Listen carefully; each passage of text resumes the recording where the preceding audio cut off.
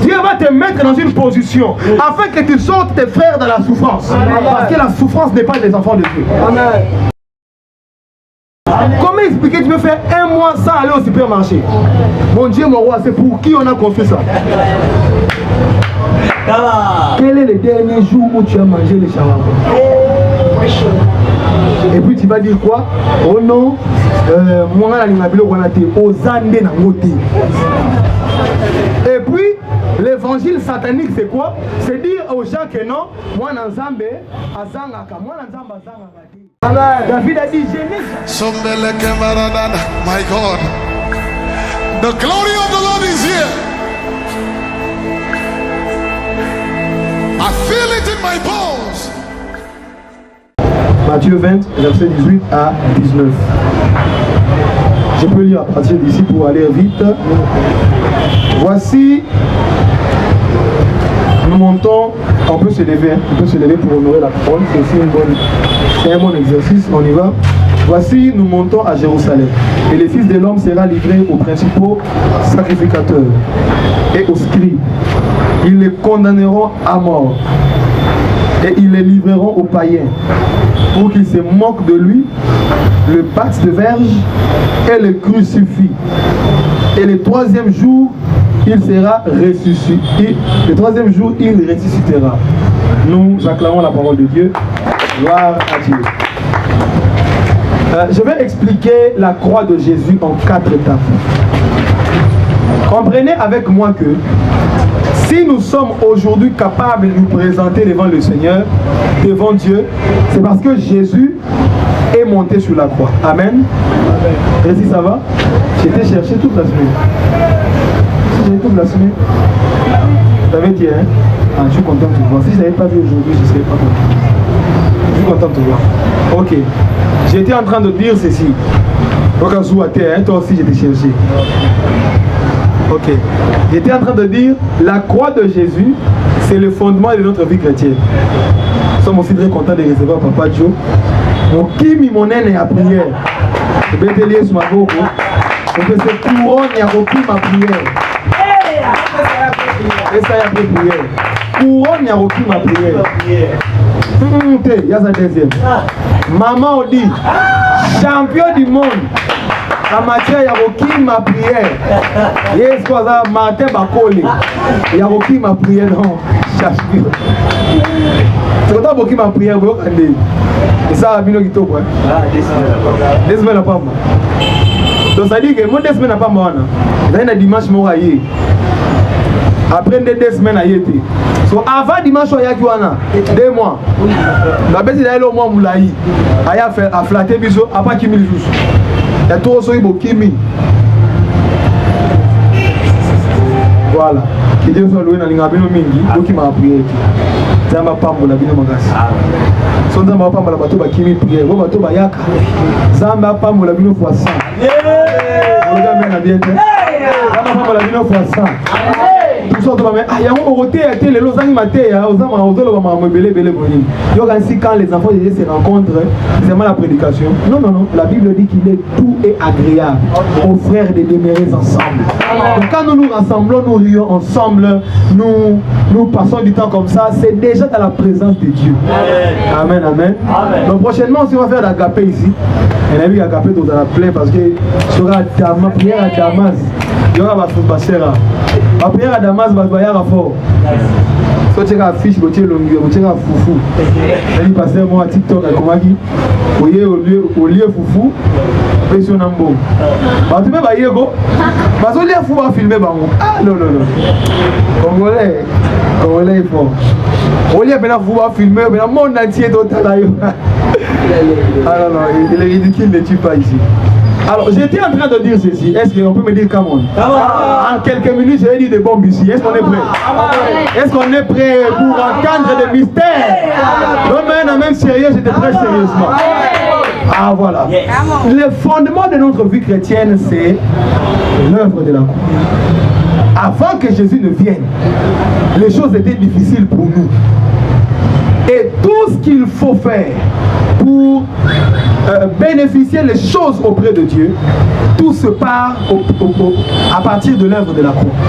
Donc quand tu comprends les mystères qui est lié à l'œuvre de la croix de Christ, tu comprends comment manipuler les choses au niveau de l'esprit. Amen, amen. Parce qu'aujourd'hui, nous sommes en train de nous éparpiller dans beaucoup d'enseignements, mais nous oublions que le fondamental, c'est l'œuvre de la croix. C'est pourquoi aujourd'hui, je vous parle de l'œuvre de la croix en 4 étapes. Si je saurais parler en 4 étapes, si je m'arrête aujourd'hui, un autre jour, j'en parlerai. L'œuvre de la croix en 4 étapes.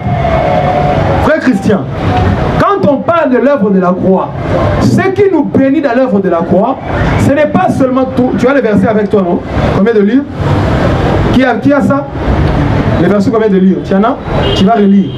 Quand on parle de l'œuvre de la croix, souvent on a toujours l'habitude de regarder quand Jésus était crucifié sur la croix. Mais quand on parle généralement de l'œuvre de la croix, il ne s'agit pas simplement de comment Jésus était crucifié sur la croix simplement, mais l'œuvre de la croix englobe le processus de dès le jour où, dès le moment où, dès l'instant où on l'a arrêté, et dès le moment où il est ressuscité et il est assis à la droite du Père. Donc parlant de l'œuvre de la croix, on parle de tout ce qui s'est passé lorsque Jésus était arrêté, Jésus était amené chez Pilate, tout ce qui s'était passé ces jours-là, c'était significatif. Amen, amen. Ainsi, en 4 étapes, je t'explique, pour que tu comprennes et que tu puisses enrichir tes prières. Parce que de fond, nos prières ne sont pas efficaces, parce qu'il y a des vérités bibliques fondamentales que nous ne maîtrisons pas. Alors, ce soir, il y a 2 vérités bibliques fondamentales que nous allons maîtriser, et ça va nous permettre de nous retrouver devant Dieu sans pour autant manquer quoi dire, sans pour autant ne pas manquer d'arguments. Amen, amen. Amen. 4 étapes. Jésus n'était pas mort directement sur la croix, mais Jésus a été premièrement arrêté et condamné. Tu peux relire le texte. Ici maintenant, Jésus est en train de marcher avec ses disciples et il leur explique comment les 4 étapes dont je vous parle de l'œuvre de la croix. Il dit: les fils de l'homme, nous sommes en train d'aller à Jérusalem. Les fils de l'homme sera quoi? Voici, nous montons à Jérusalem. Nous montons à Jérusalem. Les fils de l'homme sera livré aux principaux sacrificateurs. Les fils de l'homme sera livré aux principaux sacrificateurs et aux scribes. Ils les condamneront à mort. Ils les condamneront à mort. Arrête-toi là. Les fils de l'homme sera livré aux principaux sacrificateurs. Ils les condamneront à mort. Avant qu'on commence à parler d'autre chose, avant qu'on puisse amener Jésus sur la croix, avant qu'on puisse tuer Jésus, avant qu'on puisse battre Jésus de verge, mettre sur lui la couronne d'épines et tout ce qu'on sait là, la chose qui fait en sorte qu'on fasse ça à Jésus, c'est parce qu'on l'avait condamné. Alléluia. Amen. Le fondement de l'œuvre de la croix commence là, la condamnation de Jésus. Jésus ne dit pas que le Fils de l'homme ira à Jérusalem et il sera tué. Il ne peut être tué de cette manière-là parce que la société auquel il vivait, il y avait de lois, il y avait toute une organisation. En fait, ainsi, pour tuer quelqu'un comme ça, il fallait quoi? Le condamner. Puisqu'il est condamné, donc celui qui le tue n'a pas de problème. Parce qu'il est condamné. La première des choses qu'il faut savoir concernant la croix de Jésus, c'est que Jésus a été condamné. Mais puisque nous connaissons quand même, nous avons quand même une idée sur le droit, pour condamner quelqu'un, il faut que la personne soit jugée coupable. Lorsque tu n'es pas coupable, on ne peut pas te condamner. Donc pour que je condamne quelqu'un, il faut que je sois sûr que la personne a volé, la personne a tué, la personne a commis quelque chose de mal. Pour qu'il soit condamné. Mais Jésus dit, le Fils de l'homme va monter à Jérusalem et il sera condamné. Entre-temps, le Fils de l'homme n'a rien fait. Alléluia. Le Fils de l'homme, depuis qu'il est venu sur la terre, il n'a commis aucun tort. On l'amène auprès de Pilate pour qu'on puisse le juger. Pilate dit, je n'ai rien vu de mal dans cet homme. Et puis Pilate dit encore, quand il a jugé Jésus, il n'a rien vu de mal en lui. Il sort Jésus devant les gens et il dit, voici l'homme. Dis avec moi, voici l'homme. Quand il dit, voici l'homme, Pilate est en train de dire ceci. Les hommes existent, les humains existent. J'ai vu beaucoup de juifs, parce que Pilate était romain. J'ai vu beaucoup de juifs. J'ai rencontré beaucoup d'hommes dans ma vie. Mais voici l'homme. Quelqu'un est en train d'aller là où je suis? Il y a eu beaucoup de gens sur la terre qui ont fait des noms de Moïse, par commençant par Adam jusqu'à Abraham, jusqu'à la fin. Il n'y a aucune personne dont on a dit sur lui, voici l'homme. Mais lorsqu'on a regardé Jésus, on a jugé Jésus, on a essayé de voir avec des jeux de pieds, avec des pièges, pour qu'on comprenne ne fût-ce que quelque chose de mal sur lui. On n'a pas trouvé. Et Pilate déclara en disant, voici l'homme. En d'autres termes, ça veut dire, voici comment l'homme devait normalement être. Voici le modèle parfait de l'homme. Alléluia. Amen. Adam, le nom d'Adam, je vous ai déjà dit que le nom d'Adam n'est pas Adam. Adam, c'est le nom de l'espèce Adam. Alléluia. Parce que Adam, c'est en hébreu veut dire l'homme. Ève, en hébreu veut dire femme.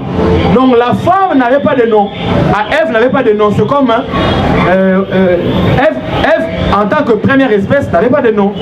Amen, amen. Le nom femme, c'est le nom qu'elle a reçu. Et c'est ce nom-là qui est resté le nom de toutes les espèces femmes. Amen, amen. Ainsi, Adam veut dire voici.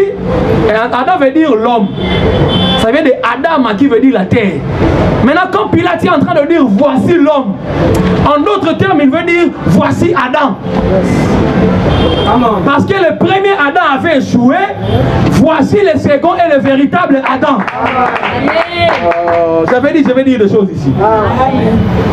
C'est ainsi que ce que l'apôtre Paul vient nous enseigner en disant que Jésus est le second Adam, Pilate l'a déjà dit de manière codée en disant voici l'homme. Quand Pilate dit voici l'homme, il est en train de dire en d'autres termes voici Adam. Oh, puisqu'il y avait déjà un avant Adam, un premier Adam, donc Pilate est en train de dire en d'autres termes voici le second Adam. Qui comprend de quoi je parle? Ça veut dire Jésus, c'est l'homme idéal, l'homme parfait, l'homme qui n'a jamais péché, l'homme qui n'a pas de faille. C'est ce que Pilate était en train de dire. Alléluia. Puisqu'il ne pouvait pas le dire devant les gens parce que les gens voulaient condamner Jésus, alors il a dit en une seule phrase, voici l'homme. C'est pourquoi l'apôtre Paul dit que la volonté de Dieu est que tout le monde soit sauvé et qu'il parvienne à la stature parfaite de Christ. Ça veut dire que quand on est sauvé, on a cru en Jésus, on est sauvé, n'est-ce pas? Le travail maintenant qui nous reste, c'est quoi? C'est de ressembler à Christ. Parce que Christ, c'est l'homme. Quelqu'un comprend? Nous devons ressembler à Christ. Pourquoi? Parce que c'est Christ le véritable homme. Même l'apôtre Paul pouvait dire, imitez-moi comme j'ai imité le Christ. Ça veut dire, on ne peut imiter quelqu'un que qui a imité l'homme, Christ. Parce que notre modèle, c'est Jésus. Ainsi, une personne qu'on qualifie de l'homme, du véritable homme, mais on le condamne quand même. Il n'a rien fait, mais on l'a condamné. Et lorsqu'on amène Jésus auprès de Pilate, Pilate voulait trouver un moyen de le libérer, de le relâcher. On a appelé, il a dit bon, ok, aujourd'hui c'est la Pâque. Aujourd'hui c'est la Pâque. Assis-toi confortablement mon frère. Aujourd'hui c'est la Pâque. Et dans la logique, la Pâque, il y avait une coutume dans la Pâque, on devait libérer un prisonnier parce que c'est la Pâque. Alléluia. Il fallait libérer un prisonnier. Alors Jésus, vu qu'il n'avait rien fait, alors Pilate a dit, ok, je vais prendre un meurtrier connu de tous, Barabbas. Quand je prendrai Barabbas, je vais mettre Jésus et Barabbas. Attends, il y a Jésus en haut. Barabbas, vu qu'il a mouté, il a casse. Abo, Barabbas, tout mouté, il a bani. Pour entre Bangomi, l'État va pour Jésus. On a Jésus au Bimanaï sans problème. Mais on amène Barabbas, un coulou n'a reconnu. Mais, et Jésus. Et puis Pilate, il a dit clairement, voici devant vous Barabbas, un coulou n'a un mauvais reconnu. Et voici Jésus qui n'a rien fait. Il dit encore qu'il n'a rien fait. Choisissez parmi les deux pour la Pâque, je libère qui? Et la foule disant, crucifiez Jésus, libérez Barabbas. La foule avait mal fait, non? La foule a bien fait ou a mal fait? Hein? Ah, ils ont bien calmé le Seigneur pour la sœur.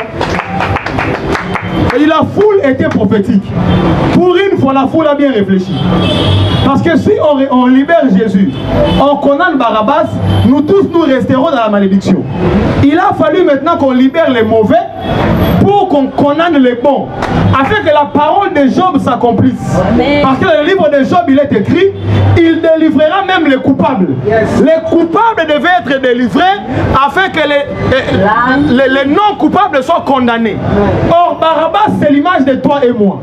Toi et moi, nous sommes des mauvais. Toi et moi, nous sommes des personnes qui étaient sujettes à aller dans l'abattoir, à être frappés, à être tués avec tous les mal qu'on a commis. Mais un juste a pris notre place et nous sommes déclarés libres. Barabbas qui sort de la prison avec ses mauvaises choses, c'est l'image de toi qui est sorti de la malédiction du péché avec le mal que tu avais commis. Ça veut dire quand nous parlons de la condamnation de Jésus, nous sommes justement en train de parler de la logique de la substitution. La substitution c'est quoi? C'est ce qu'on appelle le remplacement. Celui qui était mauvais, on le remplace par celui qui était bon, afin que la bonté du bon aille chez le mauvais et que la méchanceté du mauvais aille chez le bon. Ainsi Jésus n'a rien fait, mais Jésus a été regardé comme péché. Toi tu as mal fait, mais tu es regardé comme saint parce que Jésus a été remplacé à ta place. Oh, j'ai pensé qu'on allait dire un meilleur amen que ça. J'ai pensé qu'on allait croire, on allait dire un meilleur amen par rapport à ça. C'est ce qu'on appelle la bonne nouvelle. J'aimerais dire à quelqu'un ce soir, malgré le mal que tu as commis sur la terre, parce que tu crois en Jésus, ce mal-là a été dissipé dans le sang de Christ. Jésus a été condamné et la condamnation de Jésus fait en sorte que toi tu sois libre. À partir d'aujourd'hui, sors de toutes les forteresses que tu as. Oh, j'avais fait telle chose. Oh, j'avais fait telle chose. Puisque Jésus est mort, Jésus a été condamné à ta place. Toi, tu es déjà quitte. Amen. Alléluia. Amen. Donc Jésus n'avait rien fait, mais Jésus était condamné. Toi, tu avais tout fait, mais toi, tu n'as pas été condamné. On appelle ça la substitution. Alléluia. Amen. On appelle ça la substitution. C'est comme Uza, n'est-ce pas? Uza n'avait rien fait, mais Uza était mort devant l'arche de l'alliance. Obed-Edom était païen, donc il était coupable, mais l'arche de l'alliance ne l'a pas tué. Ça veut dire quoi? Parce que quelqu'un avait pris sa place. Je suis en train de dire à quelqu'un que on a pris ta place et tu es sauvé. Amen. Tu n'as pas compris? J'aimerais dire à quelqu'un, on a pris ta place et tu as été sauvé. Amen. Donc s'il y a quelque chose dans ton cœur qui te condamne, tu n'as plus le droit d'être condamné parce que quelqu'un a pris ta condamnation. Amen. Le Fils de l'homme ira à Jérusalem et il sera condamné. Ah, j'aime ça. Il ira à Jérusalem et il sera condamné. Parce que lors de la Pâque, on libère un prisonnier. J'aimerais dire à quelqu'un, Jésus a été arrêté lors de la Pâque afin que toi, le prisonnier, tu sortes. Amen. Ainsi, quand on parle de l'œuvre de la croix, Jésus est le véritable agneau de Dieu. Parce que c'est le jour de la Pâque qu'il a été arrêté. Et c'est le jour-là qu'il a été immolé. Alléluia. Amen. Comme le jour où Moïse avait immolé la Pâque en Égypte, de la même manière aussi, Jésus a été immolé les jours de la Pâque. Parce que c'est lui le véritable agneau de Dieu. C'est le véritable que Jean-Baptiste avait vu. Quand Jean a dit, les gens étaient en train de voir un homme venir. Mais Jean a dit, voici l'agneau de Dieu qui ôte les péchés du monde. J'aimerais dire à quelqu'un, si tu rencontres le Jésus agneau, tu es sauvé de tes péchés. Amen. Alléluia. Amen. Jésus n'est pas que le lion de la tribu de Judas, il est aussi l'agneau de Dieu. Parce qu'il vient sauver nos péchés. J'aimerais te dire, même si vous êtes sorti d'une famille auquel on a condamné, il y a des condamnations, on a dit que ici là, les gens ne se marieront pas. Ici là, les gens feront telle ou telle chose. Ça n'arrivera pas. Tu dois savoir qu'il y a ce qu'on appelle la substitution. Oh, quelqu'un comprend de quoi je parle? Il y a quelqu'un qui a pris ta place. Toi, tu es pécheur, mais Jésus s'est fait pécher. Jésus n'est pas pécheur, mais Jésus s'est fait pécher.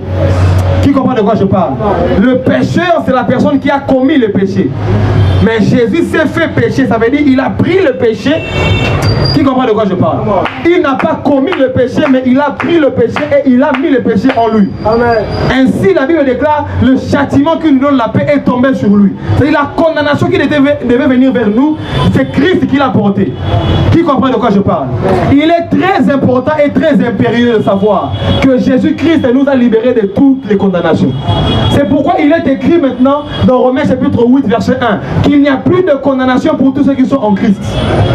Qui comprend de quoi je parle? J'aimerais dire à quelqu'un que là où il y avait une condamnation dans votre famille, je déclare qu'il n'y en aura plus au nom de Jésus. Parce que Christ a pris votre place. Alléluia. Jésus-Christ a pris votre place. Ainsi, quand tu es en train de prier, quand tu remarques qu'il y a quelque chose qui te condamne, tu dois rappeler à Dieu, je suis en Christ. Et dans les dictionnaires de Christ, il n'existe pas de condamnation. Amen. Je suis en Christ. Et dans la loi de Jésus-Christ, la condamnation n'existe pas. Oh mon Dieu, mon roi. Alléluia. Tu n'es pas condamné. Je répète encore à quelqu'un, tu n'es pas condamné. J'ai dit à quelqu'un, tu n'es pas condamné. Je répète encore une fois que tu n'es pas condamné. Je prêche la bonne nouvelle et je dis, tu n'es pas condamné. Il n'y a aucune chose qui peut te condamner parce que tu es en Christ. Une fois que tu es en Christ, tu es sorti de toutes les condamnations. Qui comprend de quoi je parle?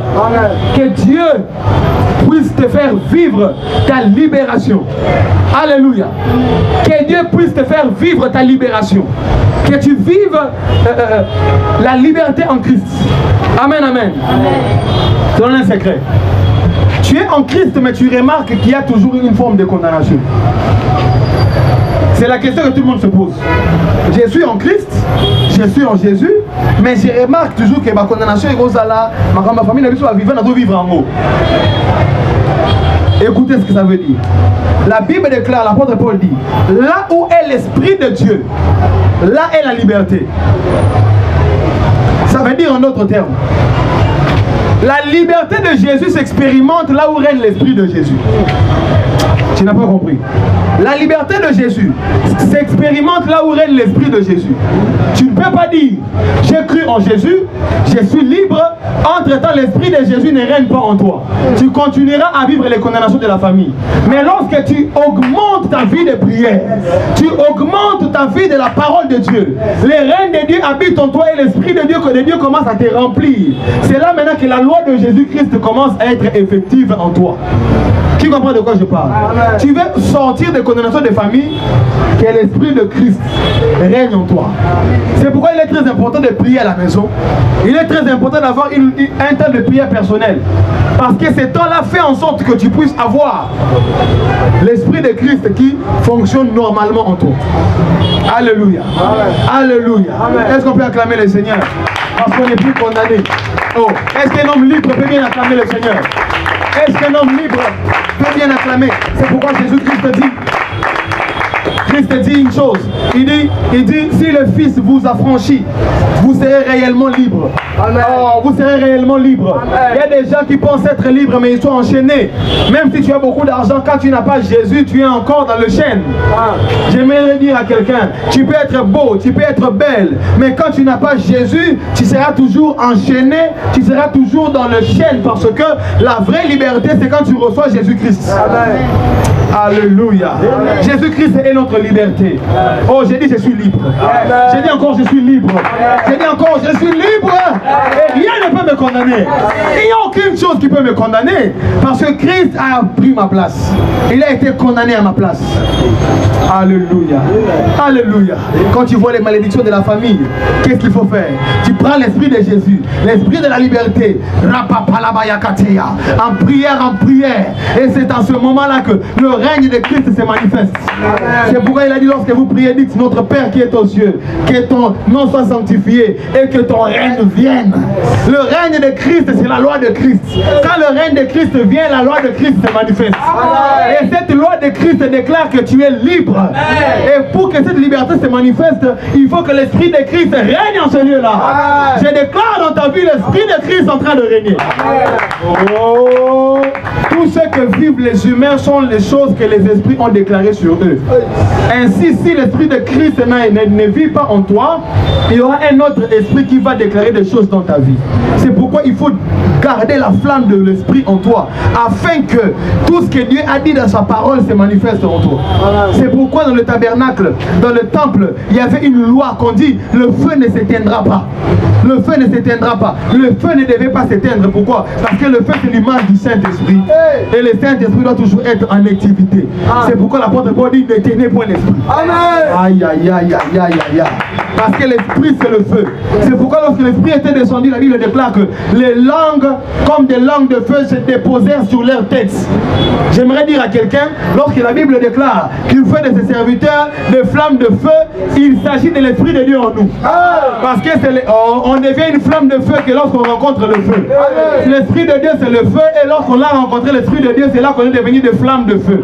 Je déclare dans ta vie à partir de ce soir, tu deviens une flamme de feu. Tu n'as pas entendu ce que je dis. J'étais en train de dire, je déclare dans ta vie, tu deviens une flamme de feu. Ozo simbayo azo zika. Ozo simbayo azo zika. Oh, un jour Moïse était en train de marcher et il a rencontré un arbre. On appelle le buisson. Mais le buisson était en train de brûler. Il était en train de brûler, mais ne se consumait pas. Moto ezopela, mais était ezozikate. C'est l'image aussi du chrétien. Parce que le chrétien c'est le buisson ardent. Tu es un feu mais tu ne te brûles pas. Mais quand on te touche, les gens se brûlent. Aïe aïe aïe aïe aïe aïe. Oh mon Dieu. Mais on s'y à partir de ce soir, nous qui nous sommes famille au Simba au Zika. Nous sommes au Simba au Zika. Et la main on anda kwanganga et la main on comme au Zikisha.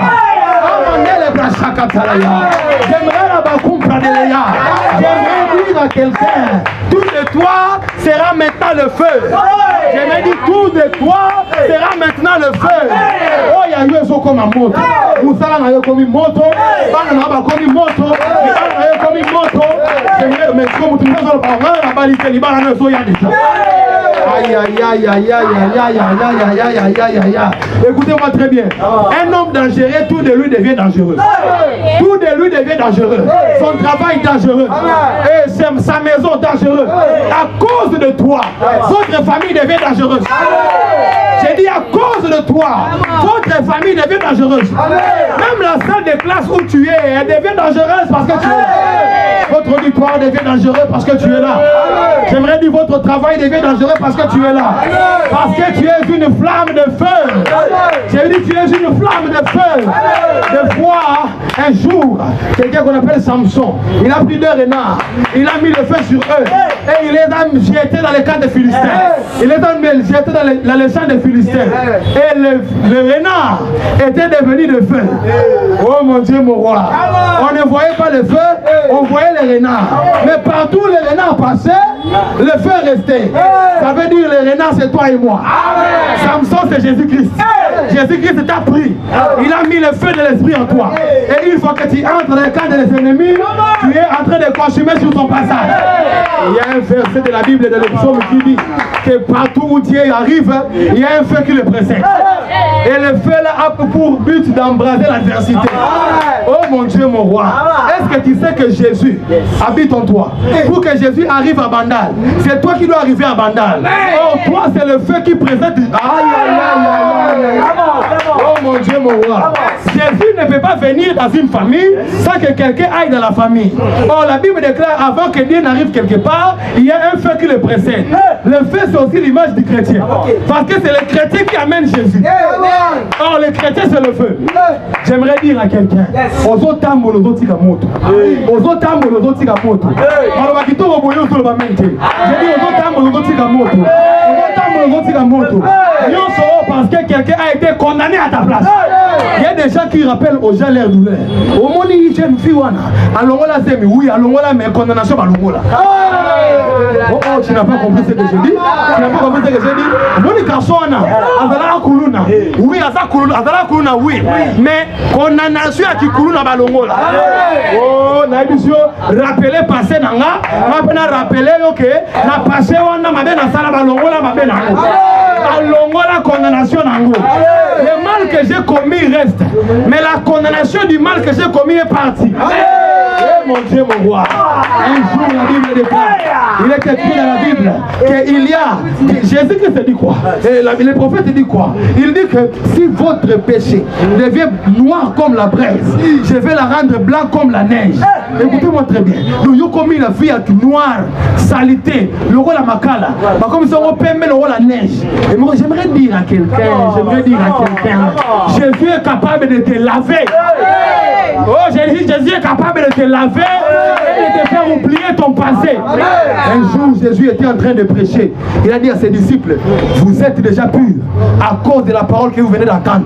Parce qu'à l'époque, pour se purifier, il fallait aller dans le temple, prendre l'eau qui était devant le tabernacle, devant le temple. L'eau là, quand tu te laves avec, et tu es purifié. C'est pourquoi c'était dans la logique des Juifs. Hein. Les Juifs avaient de l'eau souvent pour se purifier. Quand Jésus avait transformé l'eau en vin, il y avait les pots d'eau qui étaient devant, là où il y avait la fête là. Et Jésus a pris les pots d'eau là qui servaient de purification des Juifs. Un jour, Jésus a lavé ses disciples ses pieds, n'est-ce pas? Parce que les Juifs avaient l'habitude de se laver les pieds en signe de purification. Ainsi, les disciples de Jésus aussi s'attendaient à se purifier par l'eau. Mais Jésus leur dit, vous êtes déjà purs. Une manière de dire, écoutez-moi très bien, vous attendez une purification, mais moi je vous informe que tel que vous êtes là, vous êtes déjà purs à cause de la parole que vous venez d'entendre. Parce que l'eau nettoie le corps, mais la parole nettoie l'esprit. La parole nettoie ton âme. Parce que la parole c'est l'eau de vie. J'aimerais dire à quelqu'un, tu es déjà pur. À cause de la prédication que tu entends ce soir. Qui comprend de quoi je parle? Qui comprend de quoi je parle? À cause de la prédication que tu entends ce soir, tu es déjà pur. Amen. Je parle même à celui qui a péché avant de venir ici. Parce qu'il y a des gens qui pensent que Dieu pardonne 4 et 5 jours après. Écoutez-moi très bien, tu as péché avant de venir, mais maintenant par la parole qui sort, tu es déjà pur. Aïe, aïe, aïe, aïe, aïe, aïe, aïe. Aïe, aïe, aïe, aïe, aïe, aïe. On a condamné les gens pour que les gens ne se marient pas. Mais Jésus s'est condamné pour que toi tu puisses te marier. C'est que j'aime avec Jésus, Jésus ne s'est pas marié. Ça veut dire que le célibat n'a pas de place à l'église.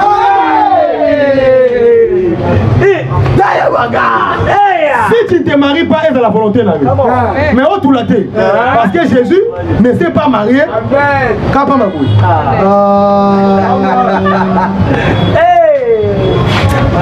J'avais dit j'ai des choses à dire ce soir.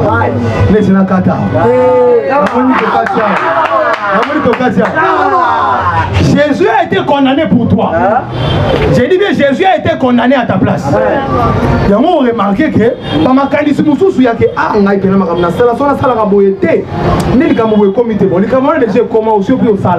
mais je t'informe aujourd'hui que la condamnation a été enlevée. Mais c'est que j'aime avec Jésus. Il a enlevé la condamnation, mais il entre maintenant dans la logique de la restauration. Parce que s'il a enlevé la condamnation et qu'il ne t'a pas restauré, tu vas rester le même. Bon, tu m'as purifié, c'est vrai. Maintenant, qu'est-ce que je deviens? Jésus maintenant installe ce qu'on appelle la logique de la restauration. C'est pourquoi Adam était en Éden. Non, maman. Adam était en Éden. Jésus-Christ est venu. Il est venu aussi avec son Éden. Et qui connaît l'Éden? Vous connaissez? Oh. Mais Jésus-Christ est venu avec l'Éden, n'est-ce pas? Le jardin d'Éden a disparu parce qu'Adam a péché. Jésus a enlevé le péché. Logiquement, Jésus doit retourner l'Éden. C'est ça, non? Si Jésus a enlevé le péché, donc Éden fait son, non? Parce que l'eau est Éden et c'est qui? Adam était dans l'Éden. Mais la Bible déclare quiconque est en Christ. Aïe, aïe, aïe, aïe, aïe, aïe. Ça veut dire Jésus était un homme quand il était sur la terre. Mais quand il est mort, il est ressuscité. Il est devenu un environnement. Il est devenu un endroit. C'est ainsi que la Bible ne dit pas quiconque a Christ. Non, non, quiconque est en Christ. C'est-à-dire quand tu es en lui comme étant un environnement. Ainsi, notre jardin d'Éden s'appelle Jésus. Pour vous prouver, la Bible déclare qu'il y avait 4 fleuves qui sortaient de l'Éden. Ah, je vais vous dire ce soir. Il y avait 4 fleuves qui sortaient de l'Éden. Il y avait 4 fleuves. Jésus a dit quoi?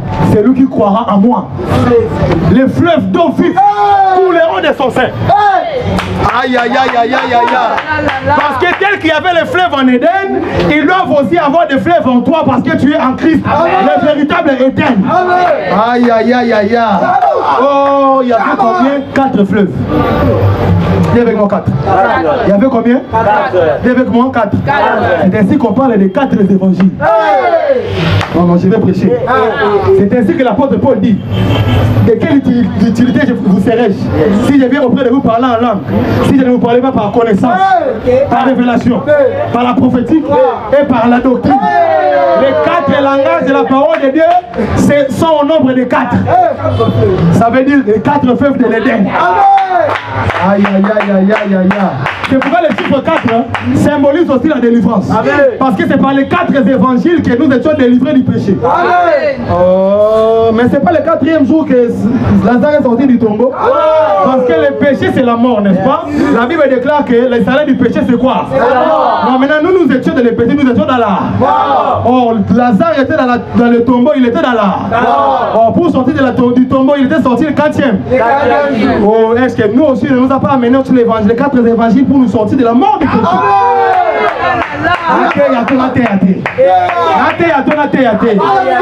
dire à quelqu'un de l'homme à thèse. Aïe, aïe, aïe, aïe, aïe, aïe, aïe, aïe. Écoutez-moi très bien. Je ne suis plus condamné. C'est pourquoi moi je ne limite pas ma vie. Moi je ne limite pas ma vie. Écoutez, ne limite jamais ta vie par rapport à ton environnement.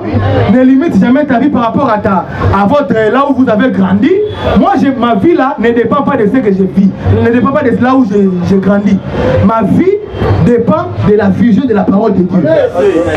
Quand je lis la parole, la Bible déclare il allait des yeux en lieu.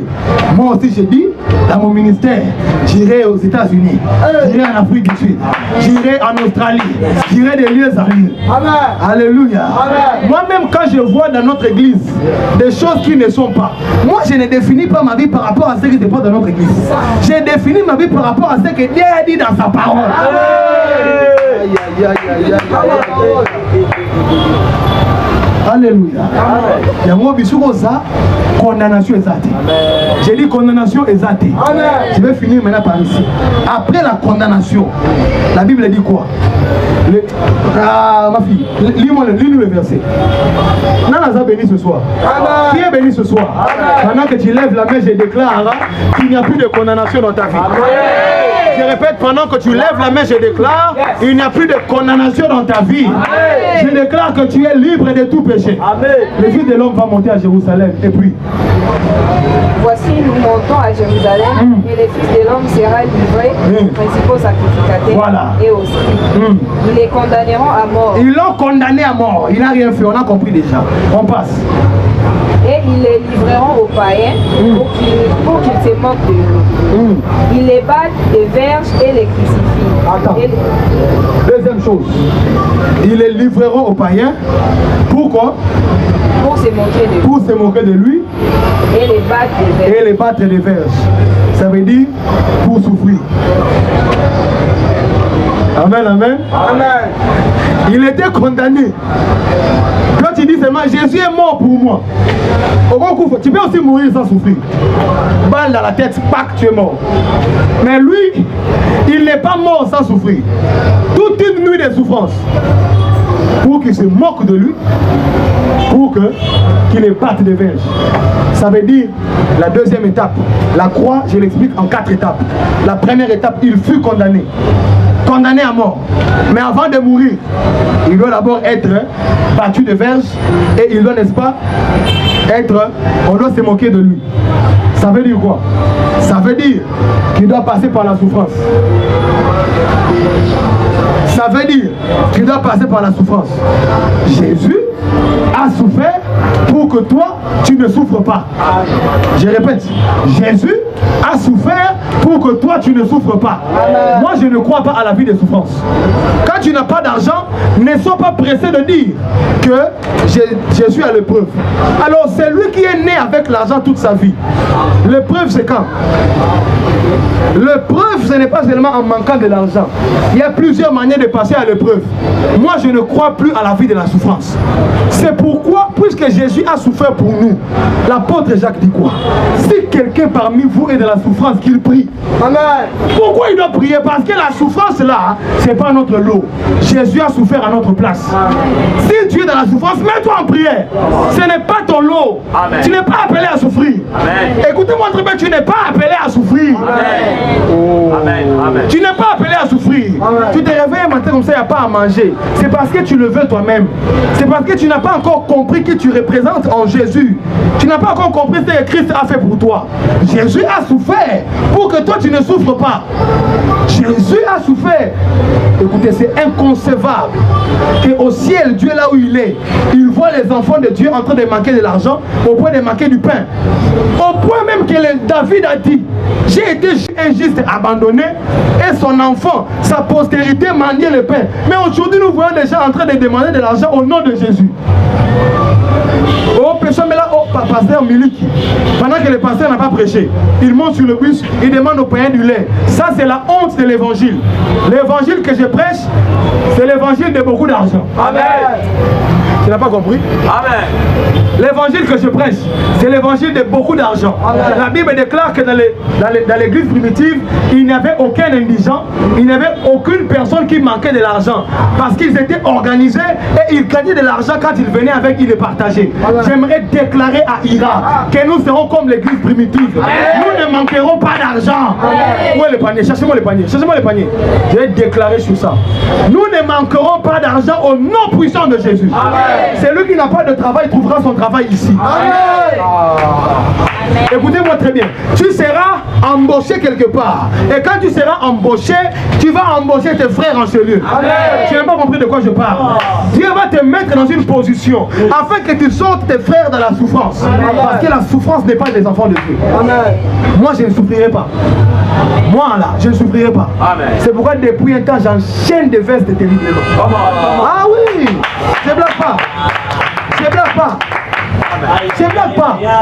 Je ne blague pas ces derniers temps. Parce que je dis, je ne suis pas n'importe qui. Amen. Alléluia. Comment expliquer, tu peux faire un mois sans aller au supermarché? Mon Dieu, mon roi, c'est pour qui on a construit ça? Quel est le dernier jour où tu as mangé les shawarma? Et puis tu vas dire quoi? Oh non, moi et puis l'évangile satanique c'est quoi? C'est dire aux gens que non, moi Nzambe azangaka, moi Nzambe azangaka. David a dit je n'ai jamais vu. Donc quand si David s'est réveillé aujourd'hui, il va payer Christ. Mais oui, oh. Lui il a dit il n'a jamais vu un juste mendier, demander, manquer même le pain. Maintenant, aujourd'hui, on se réveille le matin comme ça, il n'y a pas d'argent à préparer à la maison. Pendant que toi, enfant de Dieu, tu es là.